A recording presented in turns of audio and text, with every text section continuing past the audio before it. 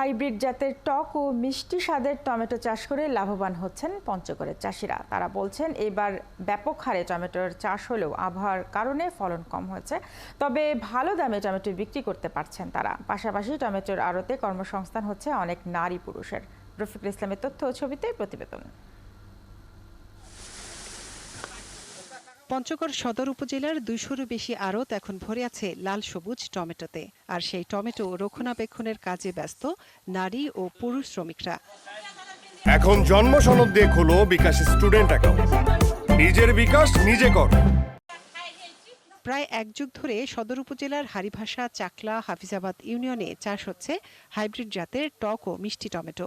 লাভজনক ফসল হওয়ায় এখন জেলার ৫ উপজেলাতেই এর চাষ হয়। তবে এবার প্রচণ্ড খরার কারণে ফলন কম হয়েছে বলছেন চাষিরা।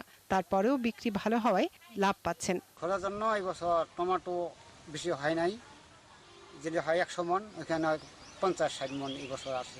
আমি ২ বিঘা টমেটো আবাদ করছি, এর মধ্যে প্রচন্ড তাপমাত্রা বেশি ছিল, এর কারণে ফলটা কম হয়েছে।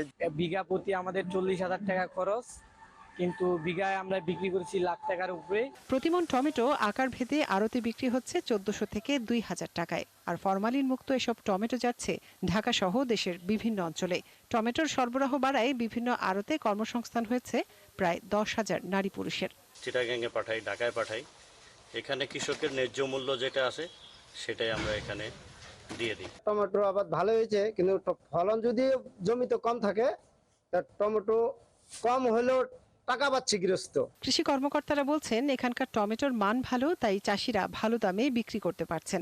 আগামীতে টমেটোর আবাদ বাড়ানোর পরিকল্পনা রয়েছে তাদের। এই জেলার অন্যতম বৈশিষ্ট্য হলো, যখন দেশের অন্যান্য জেলায় খেতে টমেটো পাওয়া যায় না, ঠিক সেই সময় পঞ্চগড় জেলায় কৃষকরা ফসলের মাঠে তাদের টমেটো উত্তোলন করে বিক্রি করছে।